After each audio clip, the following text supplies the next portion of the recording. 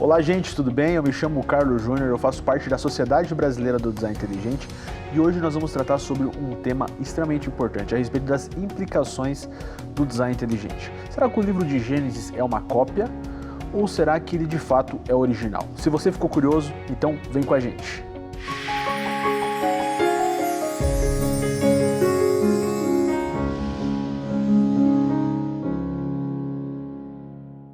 Esse tema a respeito do livro de Gênesis é um tema extremamente importante, porque se o livro de Gênesis não for de fato um livro original, então nós temos um problema já na base da Bíblia.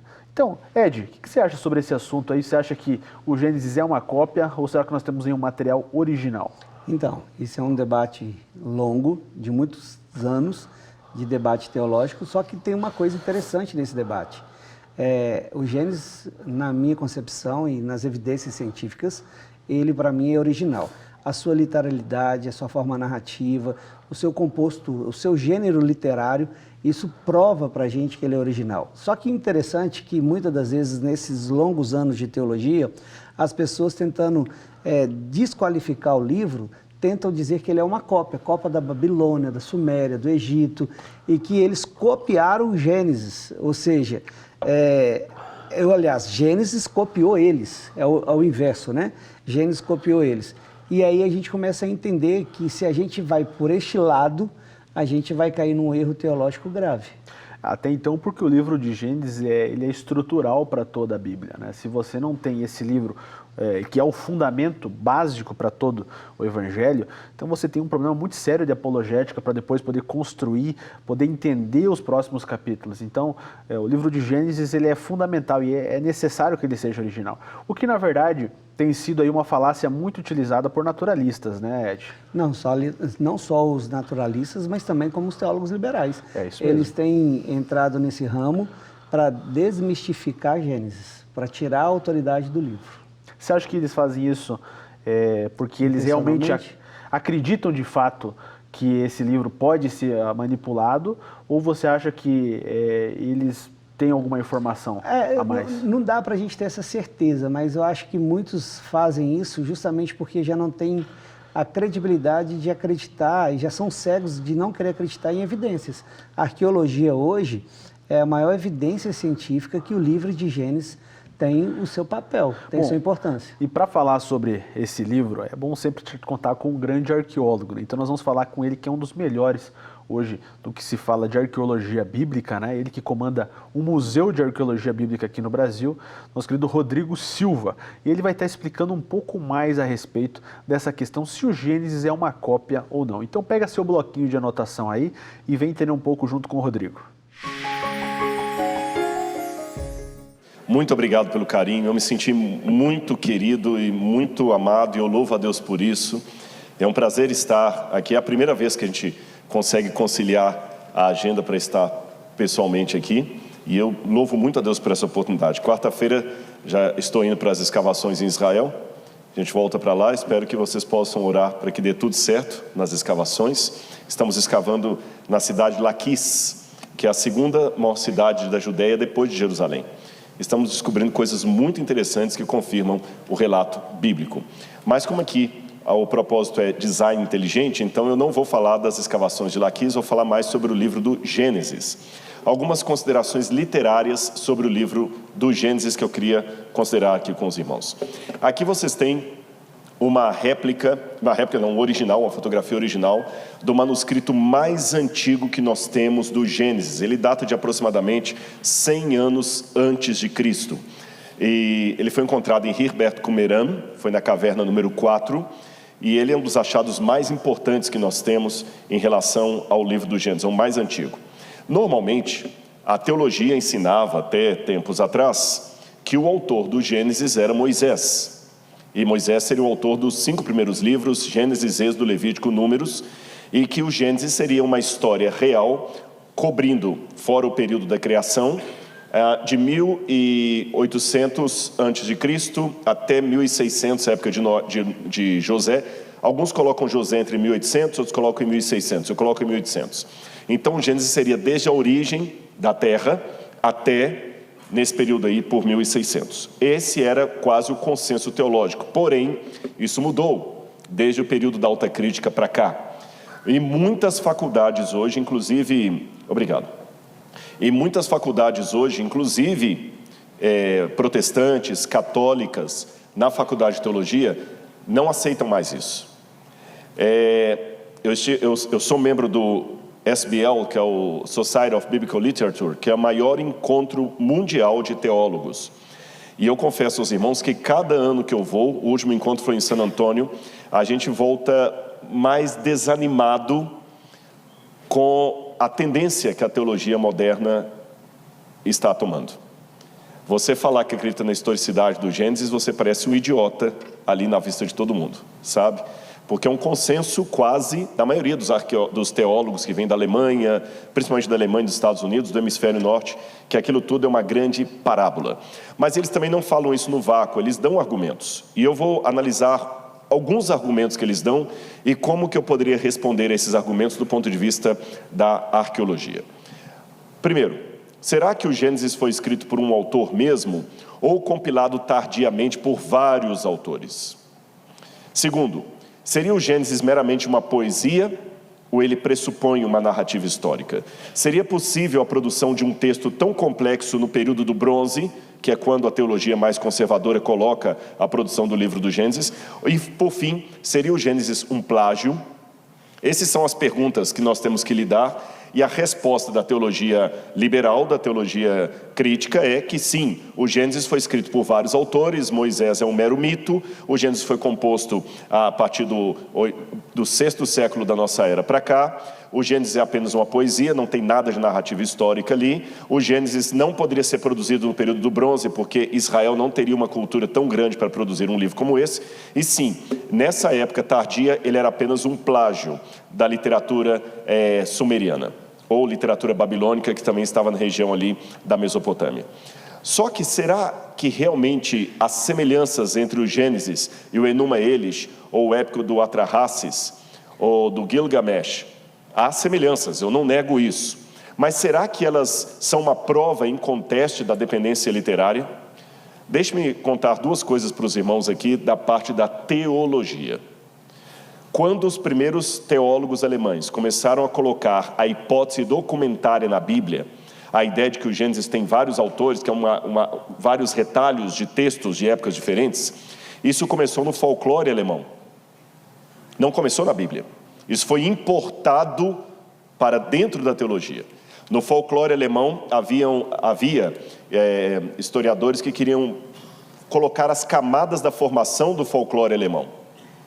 Só que depois de muitos estudos, perceberam que tanto no folclore alemão, como na poesia grega, esses estudos não levaram a nada. Você não tem mais nenhum especialista em folclore alemão ou em literatura grega que defenda o método crítico histórico nessas áreas. Os únicos conservadores que ainda continuam usando um método que já não é mais usado lá são os teólogos.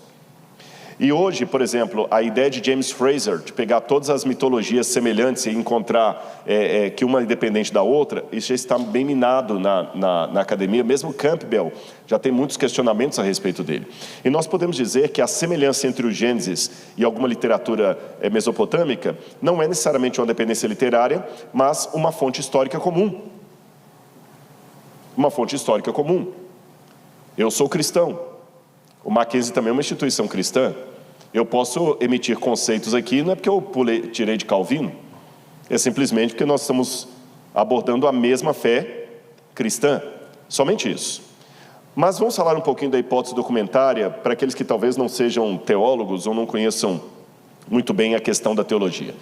Ela vem de longa data. Você tem primeiro Jean Astruc, que era um médico, depois você tem Wellhausen, que está ali do lado, e eles simplificando mesmo, porque a crítica literária é uma coisa muito alta, a alta crítica é uma coisa muito ampla.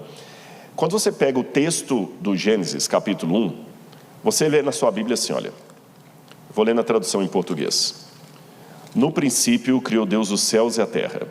A terra, porém, era sem forma e vazia, havia trevas sobre a face do abismo, e o Espírito de Deus pairava sobre as águas. Então Deus disse, haja luz. Verso 4, e Deus disse, e Deus fez, e Deus disse, e Deus separou. Tudo Deus, Deus, Deus, Deus. Quando você pega a sua Bíblia em português e passa para o capítulo 2, aqui muda o nome de Deus. Capítulo 2, versículo 4. Esta é a gênesis do céu e da terra quando foram criados, quando o Senhor Deus os criou. E não havia ainda homem, verso 7. Então o Senhor Deus formou o homem. Por que no primeiro capítulo está chamando o Criador somente de Deus e no segundo capítulo muda para Senhor Deus? Quando você vai no hebraico é justamente isso que você tem. Bara Elohim, criou Deus. O nome de Deus é apenas Deus, Elohim. Quando você vai para o capítulo 2, o nome de Deus muda. Hashem Elohim. É o nome sagrado de Deus, mas Elohim. Então, obviamente que tem que ter dois autores aqui. São dois documentos distintos.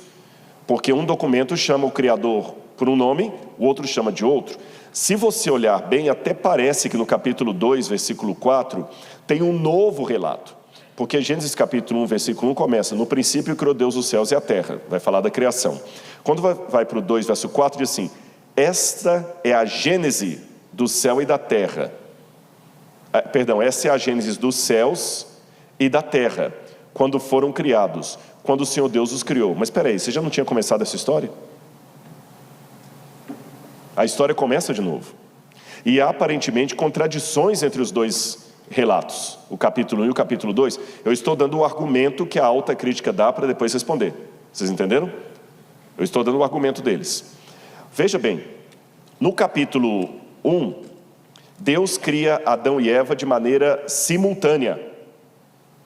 Simultânea, você vai no capítulo 1, versículo 27. Assim Deus criou o ser humano à sua imagem, a imagem de Deus o criou, homem e mulher os criou. Quando você vai para o capítulo 2, conta a criação um pouco diferente. O homem é criado primeiro, ele dorme, e depois a mulher é criada. No capítulo 1, Deus cria o céu, a terra e tudo que neles há antes do homem. As plantas, os animais são criados antes do ser humano. Já no capítulo 2, parece que eles foram criados depois do ser humano. Olha o que diz o capítulo 2. Até eu estava ouvindo a palestra do Michel Solis sobre os 7 dias da criação. Parece que tem uma contradição entre a primeira parte e a segunda. Que é nos 7 dias da criação, acabaram de ver isso agora na palestra, os vegetais, as plantas, são anteriores à criação do ser humano. Mas quando você vai no capítulo 2, diz assim,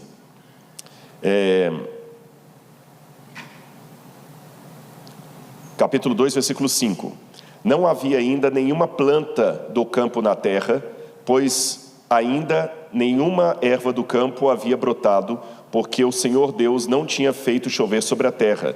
Também não havia ninguém para cultivar o solo. Mas uma neblina subia da terra e regava a superfície do solo. Então o Senhor Deus formou o homem do pó da terra, ele soprou nas narinas o fôlego da vida, e o homem passou a ser alma vivente. E o Senhor Deus plantou um jardim na direção do Éden. Parece então que as plantas foram depois do ser humano, porque não tinha homem ainda para cultivar o campo. Na primeira parte fala que todas as árvores seriam comestíveis. Quando você vai na segunda, não, tem uma árvore que você não pode comer. Na primeira parte fala do Shabat, no 7º dia Deus descansa. Na segunda parte não fala nem de Shabat, nem de 7º dia, nem de 7 dias. Parece que tudo foi feito num momento só. Na primeira, ao homem é dado o domínio sobre toda a criação. Na segunda, ao homem é dado o domínio sobre o jardim. Não sobre toda a criação, sobre o jardim. Então, como é que a gente avalia essas aparentes contradições da Bíblia? E outra coisa, não somente as aparentes contradições, como que a gente também avalia o fato de haver 2 relatos? Por questão de tempo, eu vou ficar apenas na criação, mas vocês sabem que se eu for a história do dilúvio, também parece que tem 2 relatos paralelos do dilúvio e aparentemente conflitantes. Num parece que Deus trouxe um par de cada animal, no outro não. Animais puros, trouxe 7 pares, animais impuros, 1 par. Por que 2 relatos do dilúvio? Por que 2 relatos da criação? Não seria isso indício que nós temos mais de um autor? E outra, vou piorar. Quando a gente vai também aqui em Gênesis, capítulo 15, quando fala sobre Abraão, na verdade o capítulo 12, começa o chamado de Abraão, diz que Deus chamou Abraão da casa da parentela dele e chama esse lugar de Ur dos Caldeus. Não podia ser Ur dos Caldeus, não existia Caldeia na época de Moisés. Quando a Bíblia fala também que Abraão perseguiu os sequestradores de Ló até a cidade de Dan, não podia chamar Dan não tinha nascido ainda. Então, isso aqui não seria um indício de que o Gênesis foi escrito por alguém menos por Moisés? Vamos começar a responder essas questões. A comparação tradicional que nós encontramos na maior parte dos autores é entre o autor bíblico e os autores mesopotâmicos. Mas lembremos de uma coisa, Atos capítulo 7, versículo 22, me dá uma informação que os teólogos da alta crítica, por talvez não considerarem muito o texto bíblico, ignoram, ou pelo menos não levam em consideração.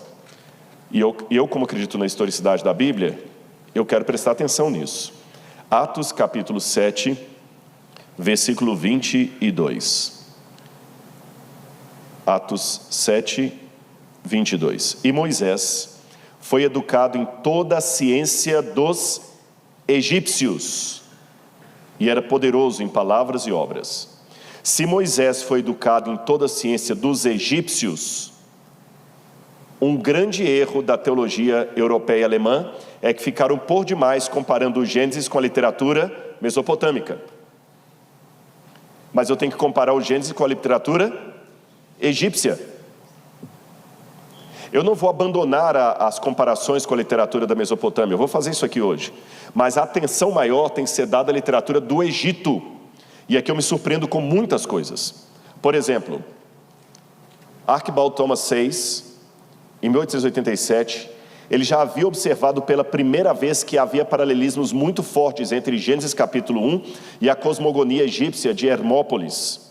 Por exemplo, a cosmologia de Hermópolis falava da profundidade caótica, o fôlego movendo por sobre as águas, o Espírito de Deus, a criação da luz, o surgimento da colina em meio às águas. Mas o trabalho dele não foi levado a sério.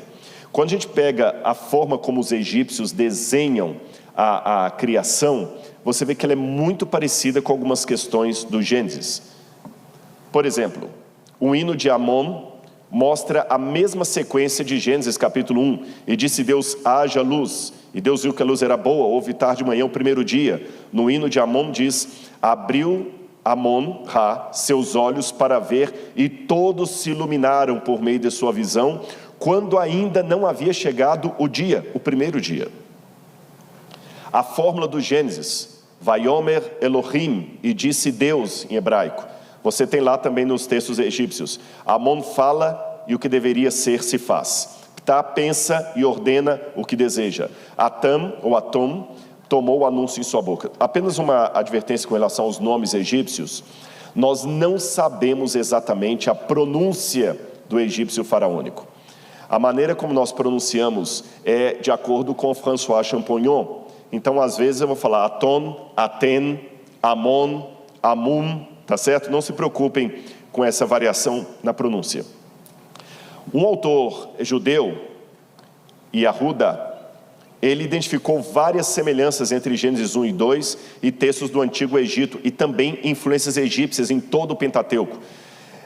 Há tantas palavras e expressões idiomáticas egípcias no Pentateuco, que do ponto de vista literário, é impossível dizer que aquele livro foi produzido na Babilônia. A pessoa que estava escrevendo em hebraico ali tinha um substrato egípcio muito grande na sua forma de pensar. E um autor mais recente, James Hofmeyr, também encontrou importantes paralelos entre o Gênesis e a literatura egípcia. Daqui a pouco eu vou explicar para vocês também que uma coisa que alguns podem levantar. Então Moisés plagiou a literatura egípcia? Vamos responder isso daqui a pouco. Olha, o Gênesis começa Bereshit.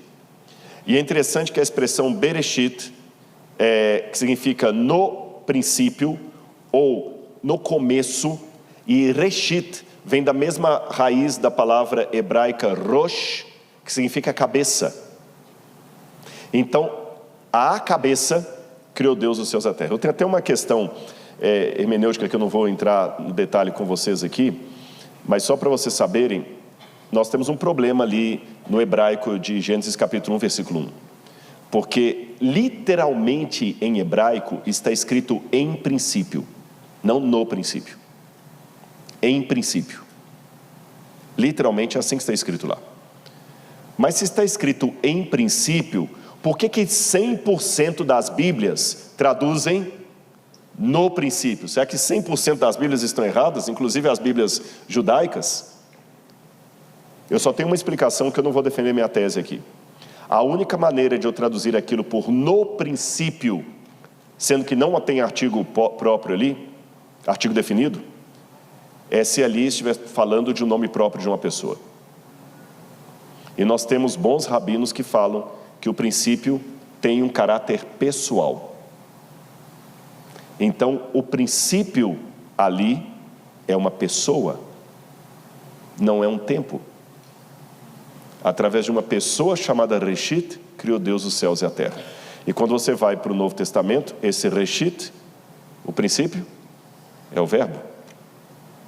Eu não vou delongar disso aqui, mas nós temos argumentações gramaticais sobre isso.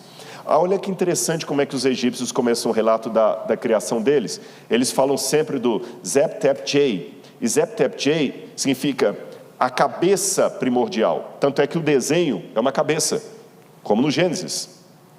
Você tem expressões como, por exemplo, queimar e nebi, que significa martelar um metal, e em que pese o fato de que a cúpula, que o céu, a expansão dos céus, raquia, não é algo sólido como muita gente pensa. A palavra raquia seria melhor traduzida por expansão dos céus, e não por um domo. Mas é interessante que a raquia tem uma relação com nebi.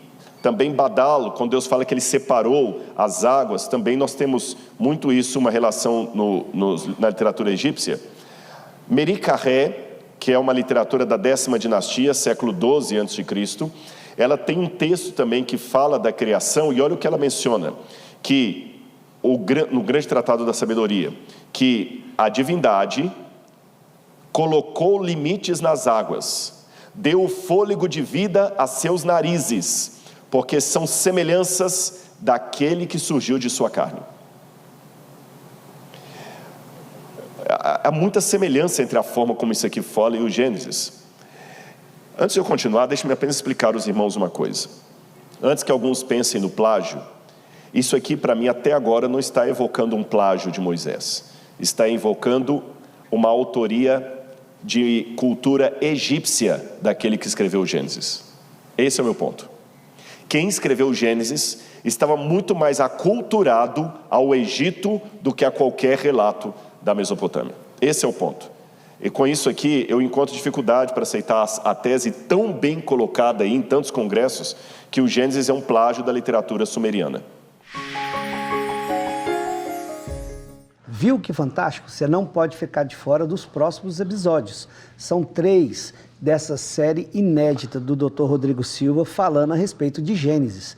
E olha que interessante, você já tinha pensado ou estudado Gênesis com essa perspectiva, com essa questão literária e os argumentos que ele está demonstrando? Você já tinha visto isso, Carlos? Cara, é muito interessante porque os críticos ao Gênesis, eles tentam fazer associações que, assim, a gente tem que entender que semelhanças podem existir, né?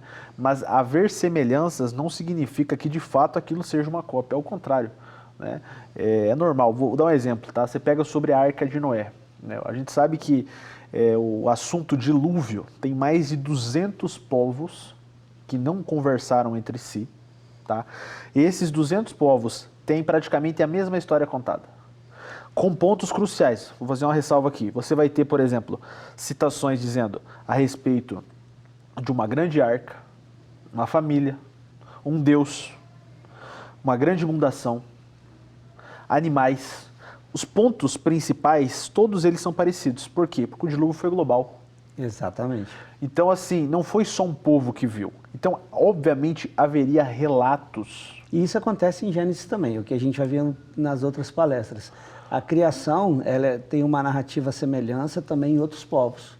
Com certeza, porque, querendo ou não, assim, os outros povos também vivenciaram essas ações. E são coisas primordiais da humanidade. Não tem como a gente tirar isso da forma da cultura, né? Eu acho que isso é interessante da gente entender. Mas é um debate maravilhoso e quem gosta de entender um pouco mais sobre isso não pode perder o próximo episódio na semana que vem, né? Nesse mesmo canal e nesse mesmo horário. Então preste muita atenção e se você estiver pelo YouTube, o que tem que fazer, Ed? Aquele like maroto? Aquele like maroto. Dá aquele like maroto, faz crescer e vem crescer conosco. Um abraço, pessoal. Até lá.